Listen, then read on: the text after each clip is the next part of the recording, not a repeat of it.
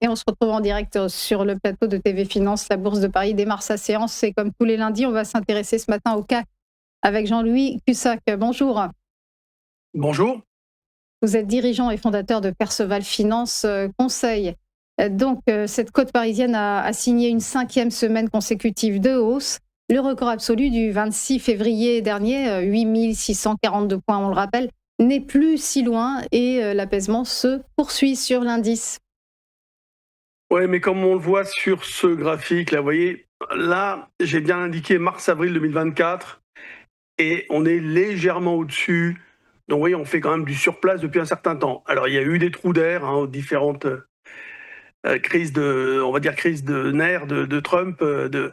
Ici, c'était avril 2025. Et puis, on a eu une nouvelle crise en avril 2026 avec, évidemment, la guerre en Iran, etc. Donc, bon, là, c'était à propos de l'IA essentiellement. Les marchés, si vous voulez, sont un peu perdus. Il n'y a pas de quoi prendre de grandes décisions, hein.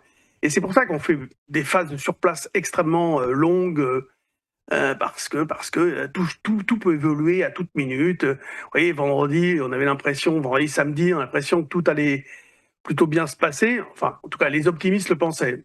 Beaucoup doutent qu'on puisse signer des accords, et notamment à cause du nucléaire, tout simplement. Ça va être un sujet extrêmement sensible. L'Iran, en plus, veut l'allègement des sanctions. Ils veulent retrouver aussi leurs avoirs gelés, etc. Donc tout ça, ça va être très compliqué. En tout cas, les marchés, ce matin, regardez ici, là, vous avez eu des anticipations plutôt favorables. Le marché a ouvert et hop, on a baissé immédiatement. Bon, on a reperdu quoi, 0,5%, et on est en train de baisser. Vraiment, quand je vous dis que les opérateurs sont un peu paumés, ils sont même un peu énervés aussi de toutes ces annonces. Un coup c'est blanc, un coup c'est noir, un coup on menace, un coup on caresse. Bon, aujourd'hui, ça devrait être assez calme, hein, ce début de semaine. Vendredi, c'était l'échéance des contrats juin.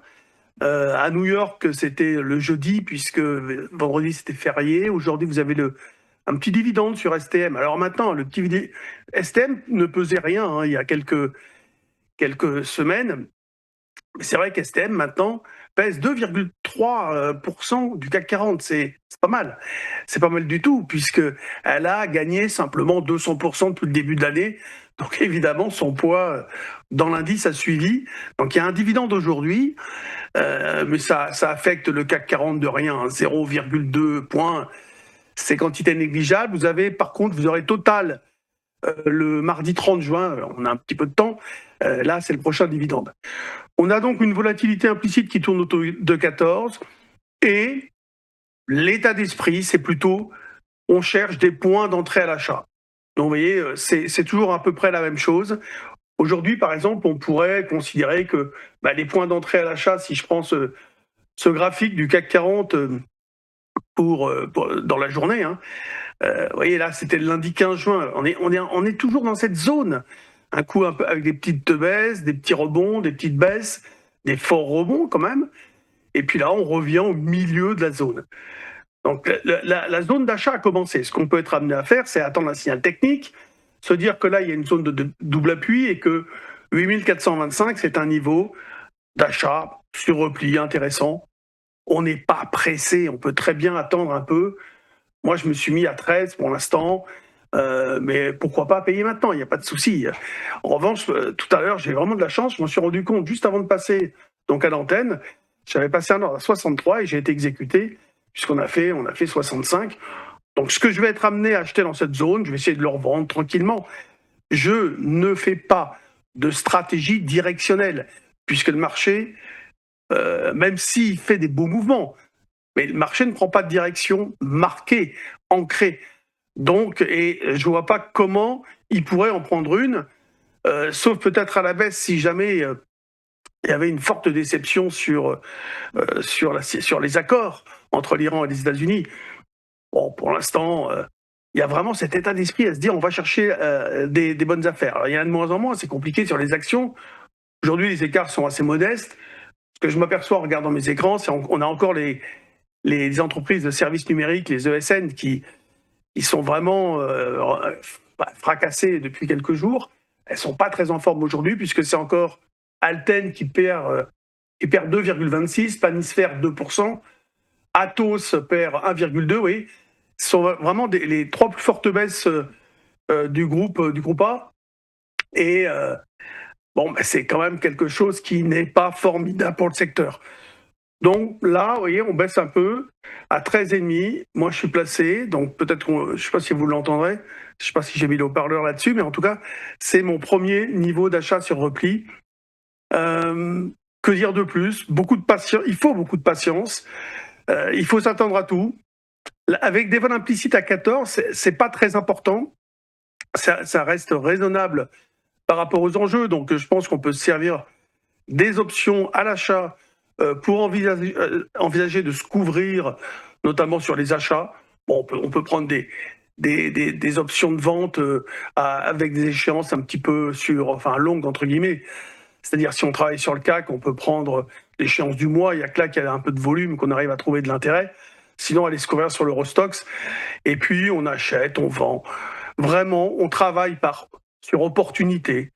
On voit bien que la spéculation reste souvent prépondérante. Ce qu'on peut dire aussi, c'est que les tendances de fond haussières ne sont pas infirmées. Donc c'est pour ça qu'on cherche à acheter. Mais encore une fois, on achète avec prudence. Vous vous rendez compte, depuis qu'on se parle, là, ça n'arrête pas de baisser. On en est par rapport aux anticipations juste avant l'ouverture, on vient de reperdre 0,66%. N'empêche que sur une vision plus longue, évidemment, on voit bien que bon, c'est pas non plus dramatique. On évolue quand même entre les mêmes limites, souvent. On fait des petits arrêts et puis ça repart. Alors c'est sûr, hein, on peut revenir sur 8100. Les alertes de retournement, bon, on va terminer avec ça. Ça pourrait être la zone, vous voyez, des 8100 ici. C'est une alerte alors de retournement de tendance de fond, peut-être pas, mais en tout cas, on en serait moins acheteurs systématiquement. Et puis l'alerte suivante, c'est 7850. Et ça, c'est une alerte peut-être un petit peu plus sérieuse à confirmer sur le futur parce que, bon, à cause des dividendes, hein, le futur, quand il est ajusté, on a des niveaux légèrement différents de référence. Vous voyez, par exemple, là, on retombe à 8060 et puis là, 7810. C'est pas dramatique. On peut regarder un petit peu au moment où ça se fera les niveaux on va dire, de sensibilité du marché. Et c'est environ les niveaux d'alerte. On va dire que 8100, on arrêterait d'acheter systématiquement, mais pourquoi pas. Et puis le retournement, pour l'instant, ça serait la zone 7850, 7810. Et tant qu'on est au-dessus de cette zone, sur et au-dessus, allez, on va dire qu'on peut conserver l'idée d'acheter et donc d'avoir une stratégie basée sur une chasse aux bonnes affaires sur le marché. Jean-Louis Cussac pour votre décryptage. Belle journée à vous. Merci. À suivre le Flash Forex, tout sur les devises. À tout de suite.